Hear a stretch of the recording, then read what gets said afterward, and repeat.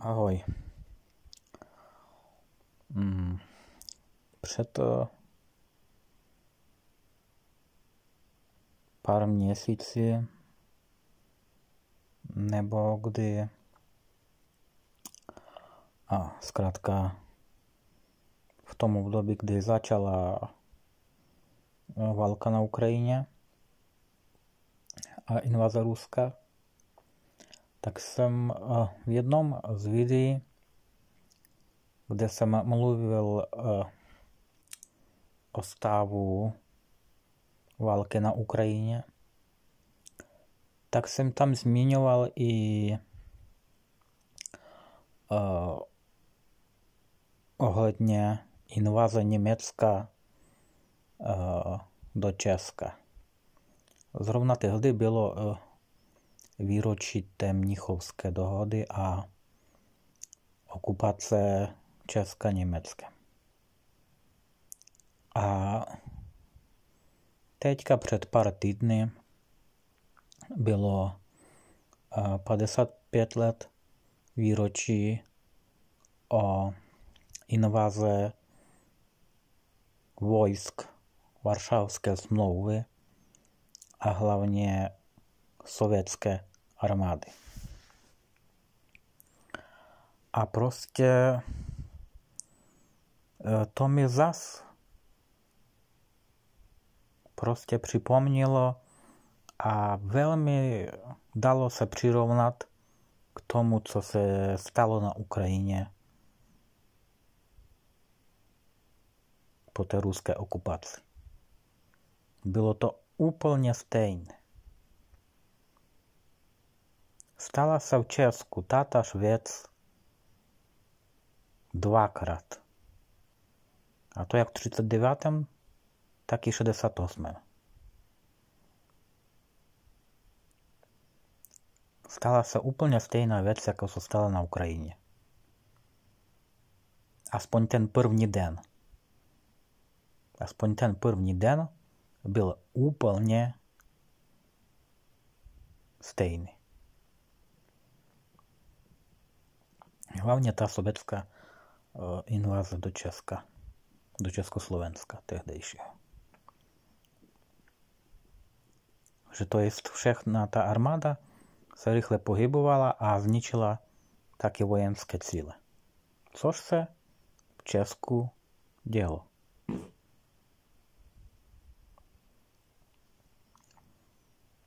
No. A co chci říct, že po tomhle jako Češi mají co říkat ohledně toho, co dělá nebo nedělá Ukrajina. Češi se dvakrát nebránili invazi. Dvakrát. A to jak ze západu, tak i z východu. Teď nemluvím o tom, jestli Česko mělo šanci nebo nemělo šanci se ubránit. To ani Ukrajina nemá. A bez západní pomoci Ukrajina by byla už dávno dopadla úplně by stejně jako Česko během německé a sovětské invaze. Ukrajina by dopadla úplně stejně. Až na to, že tam vláda, i když neměla žádné zbraně, tak prostě se rozhodla bránit. V Česku, bohužel nebo bohu dík, stejně by to dopadlo tak, jak by to dopadlo. Ať už Česko by se bránilo nebo nebránilo. A prostě Ukrajina se rozhodla bránit. Protože tam je patriotismus velmi silný. Na rozdíl od Česka. I když tady zedmula se velká vlna vlastenectví po té uprchlické migraci Ukrajinců do Evropy Ale stejně ani tihle by vlastenci vůbec nebránili invazi, ať už přichází odkudkoliv. I tu invazi sovětské armády taky vláda neschválila, jich nepozvala ty armády do své země, byly proti. A jen až pak se vymyslelo Moskva, že našlo nějaké nedůležité figurky, které donutila podepsat, že oni tam pozvali sovětskou armádu proti změně režimu. To je úplně stejné, jako kdyby teď v Česku, řekněme Tomio Okamura a Babiš, i když nejsou teď ve vládě, tak pozvali sem ruskou armádu. A ta zůstala by tady. Tak tohle by si jako ti čeští vlastenci přáli? Jsem si jistý, že prostě tady polovina Čechů by si tohle přálo. Ale úplně stejně to bylo i za německé invaze a sovětské invaze. Ani tehdy nebylo, že 90% lidí jsou proti té invazi. Protože kdyby bylo, tak by přece se národ postavil. Ale národ se nepostavil ani jednou. To je jen výmluva, že vláda nesouhlasila, vláda nic nerozhodla, aby se začala bránit. Bylo to už v té populaci, protože dvakrát se stalo, to je náhoda. To může být náhoda. Ale když se to stane po třetí, a to se děje v podstatě i teď po třetí. Protože velmi hodně Čechů oslavuje a fandí Rusku. Já sám nejsem patriot Ukrajiny, když jsem občan Ukrajiny, ale necítím se být Ukrajinec. Nejsem patriot Ukrajiny, takže ani nefandím současné vládě Ukrajiny. Ani nefandím Ukrajině, aby vyhrala nebo prohrála. Ale jsem 100% proti invazi Ruska na Ukrajinu.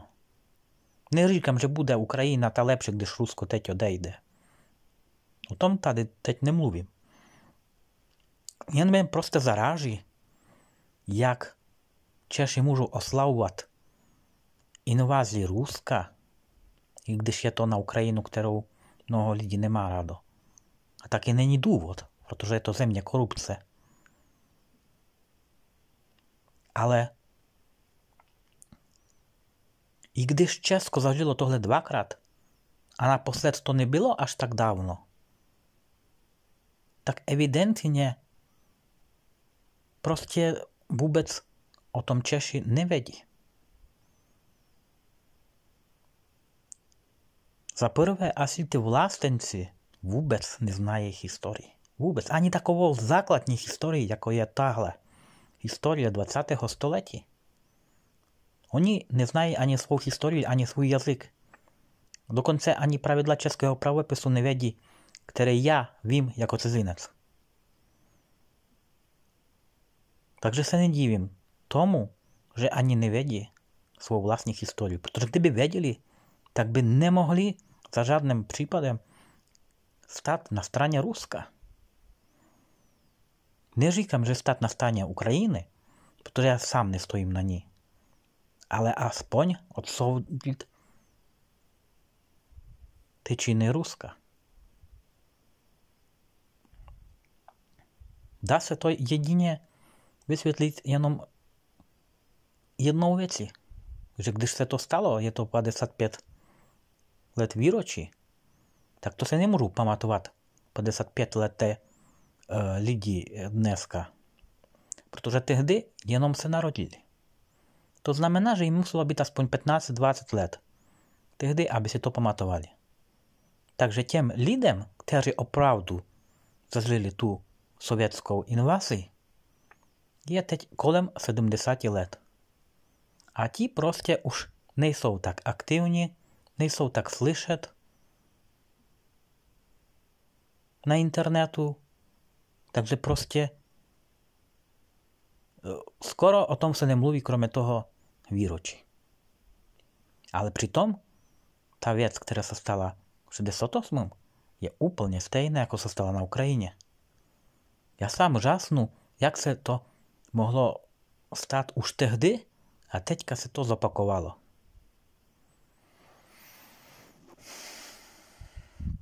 Teďka nedělám tohle video o tom,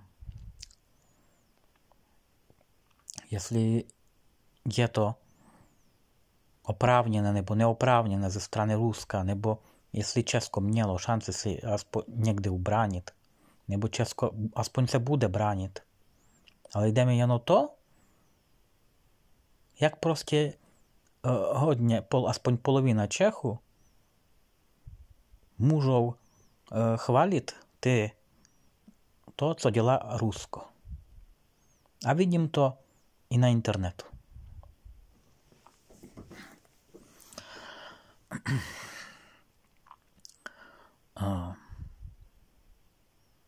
Taky bych chtěl ještě zmínit, že zrovna teďka tyhle dny hodně se mluví o tom, že kolik Ukrajinců se uchýlilo před vojenským náborem do armády tím, že podplatili nějakého lékaře a udělali si nějak falešnou modrou knížku. A což aby nemohli bojovat.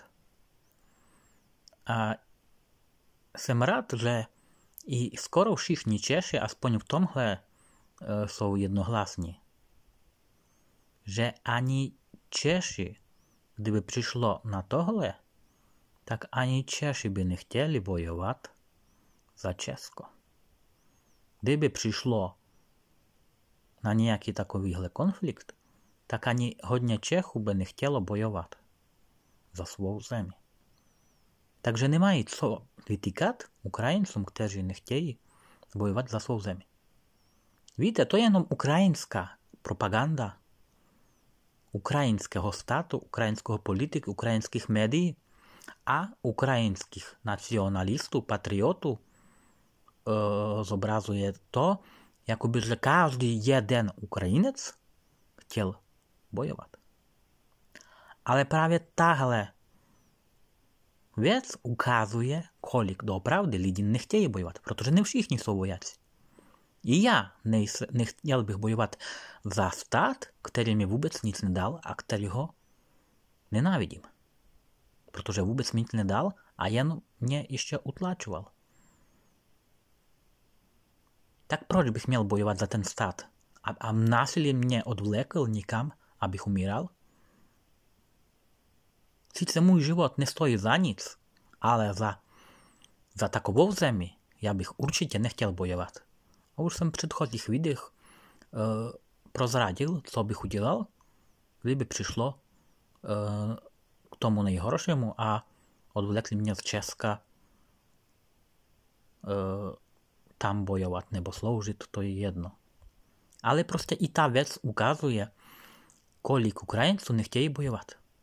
Kdyby Zelenský nevyhlásil mobilizaci a zavření hranic, tak by se tehdy ukázala pravda, kolik opravdu Ukrajinců jsou ochotní bojovat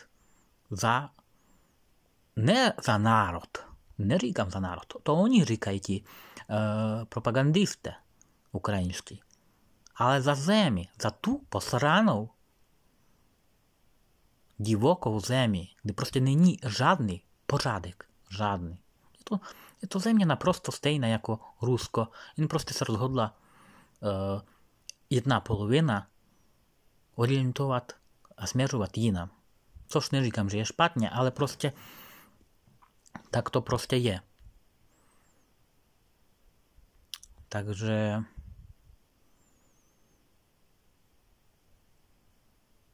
prostě taková je pravda,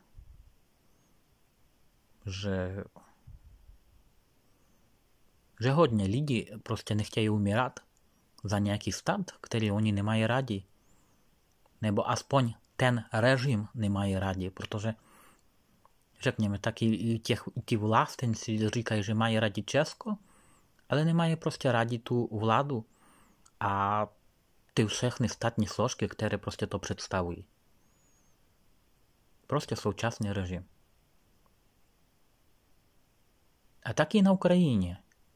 Ne všichni chtějí všechno řešit jenom prostě tím, že půjdou a nechají se zabít. Už asi přes 50-100 tisíc to muselo udělat. Ale už se nikdy nedozvíme, kolik z nich tam šlo dobrovolně.